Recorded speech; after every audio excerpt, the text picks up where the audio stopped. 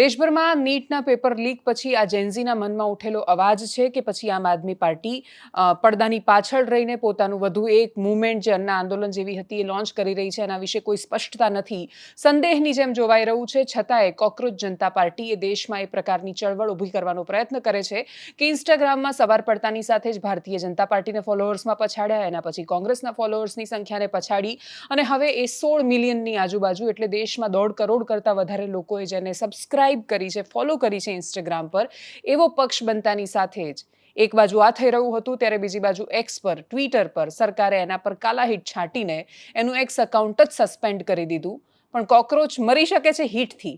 Hit શું 100% સફળ થયું છે કે કેમ, આ બધા વિશે કરીશું વાત. નમસ્કાર, આપની સાથે હું દેવાંશી.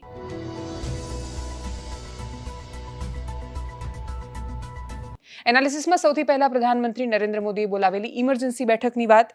એવી બેઠક કે જે થતાની સાથે જ એ પ્રશ્નો પૂછાયા કે પ્રધાનમંત્રીએ આવતાની સાથે જ આ પ્રકારની ઇમરજન્સી બેઠક યોજી, એનો ઉદ્દેશ્ય શું હોઈ શકે?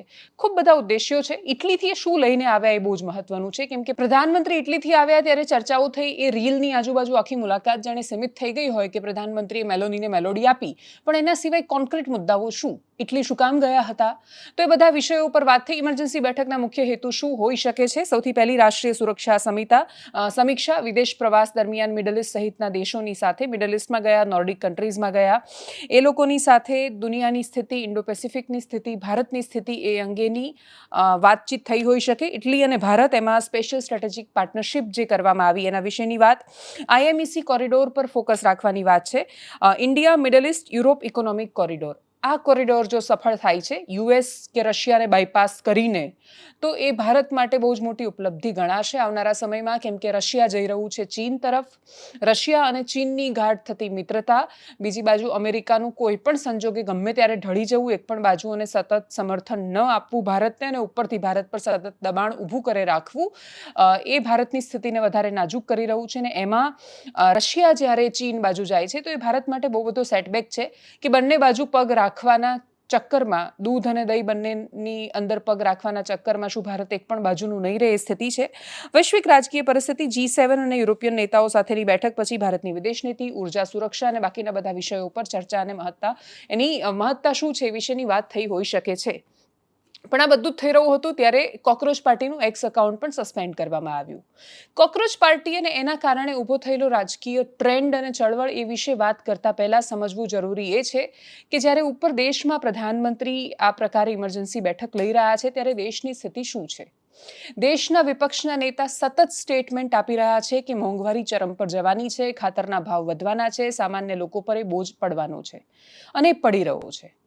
તમે શાકભાજીના ભાવની પણ મહાનગરોમાં જોશો કે એના ભાવ કેટલા વધ્યા, તો એ અસરથી પણ તમને સમજાશે કે સામાન્ય માણસના જીવન પર એની બહુ મોટી અસર પડી રહી છે. બહુ જ સરળ વાત છે. યાતાયાત મોંઘું થાય એટલે એની અસર બધે પડે.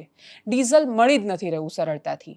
ગુજરાતમાં એક બાજુ રાજ્ય સરકાર દાવો કરી રહી છે કે બધું જ સલામત છે, જથ્થો પૂરતો છે. જો ઉપલબ્ધ જથ્થો છે, જથ્થો પૂરતો છે, તો પછી ગુજરાત રાજ્યમાં મોટા ભાગના સેન્ટર પર, ખાસ તો ગામડાના સેન્ટર પર, શું કામ એટલી લાંબી કતારો છે જે ખેડૂતોની છે ને જે ડીઝલ માટેની છે?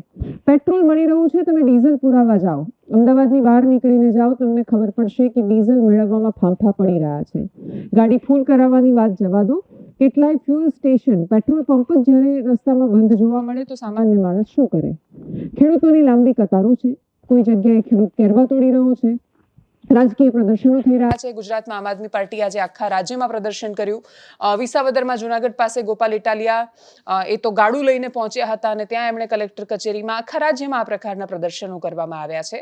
કોંગ્રેસ પણ વિરોધ પ્રદર્શન કરી રહી છે. યુથ કોંગ્રેસના નેતાઓ જ્યાં પેટ્રોલ પંપ પર લાંબી લાઈનો લાગી હોય ત્યાં જઈને પછી સ્પીકર લઈને જાય છે, અને પછી મોદી હે તો મુમકિન હે એ પ્રકારના ગીતો વગાડી રહ્યા છે, મેલોડી આપી રહ્યા છે પેટ્રોલ પંપ પર જઈને, અને પછી એવું કહી રહ્યા છે કે તમે આ સંકટમાં છો. ત્યારે પ્રધાનમંત્રી મોદી ઇટલીમાં હતા અને એ મેલોડીને મેલોડી આપી રહ્યા હતા.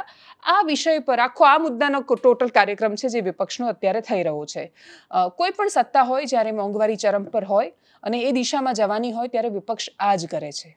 એટલે અત્યારે વિપક્ષ કરે તો એ દેશ વિરોધી છે અને દેશની કદર નથી કરતા એવું કહેવું એટલે યોગ્ય નથી, કેમ કે આની પહેલા જ્યારે યુપીએની સરકાર હતી, ડૉક્ટર મનમોહનસિંહ પ્રધાનમંત્રી હતા, ત્યારે એમના પર કેટલી ટિપ્પણીઓ થઈ, કયા પ્રકારની થઈ અને ભારતીય જનતા પાર્ટીના વિરોધની તીવ્રતા કેટલી વધારે હતી એ બધાએ જોઈ છે. ભાજપ વિરોધ પક્ષ તરીકે જેટલું મજબૂત હતું એટલી મજબૂતાઈ પર કે એટલી તીવ્રતા પર હજી કોંગ્રેસ પહોંચી જ નથી શકી, ના આમ આદમી પાર્ટી પહોંચી શકી છે.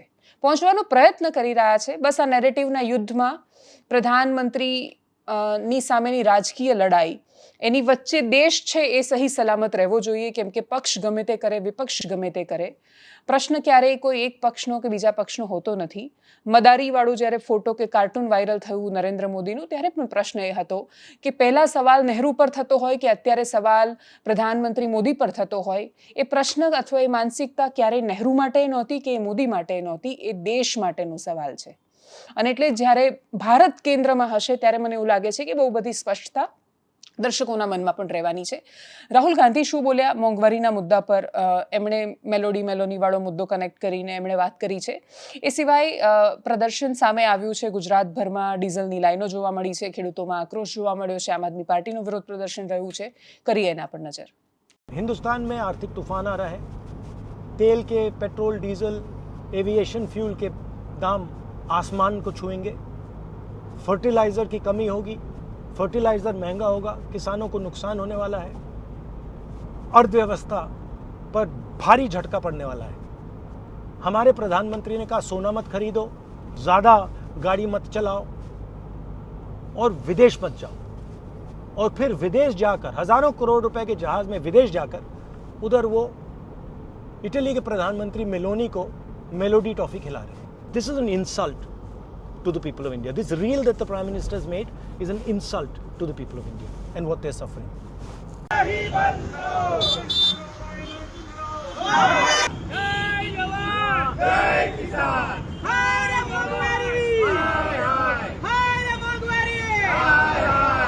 આટલા બધા માણસો આવ્યા છે તો એ બધા પીડિત છે એટલે આવ્યા છે. ડીઝલ મળતું હોય તો કોઈ શું કામ અહીંયા આવ્યા? અમે ડબલા લઈને આવ્યા છે. ક્યાંથી ડીઝલ? મને પોતાને ધારાસભ્ય તરીકે ગઈકાલો પેટ્રોલ પંપ પર ગયો તો મને કે 1000 રૂપિયાનું જ આપી. મેં રિક્વેસ્ટ કરી કે ભાઈ મારે ઝઘડો નથી કરવો, હું ધારાસભ્ય છું, મારે કંઈક સરકારી કામથી જવાનું હોય, કંઈક બીજી મેટર બને તો જવું હોય તો કમસે કમ થોડુંક વધારે આપ. બહુ રિક્વેસ્ટ કરી તો 2000 નું આપ્યું.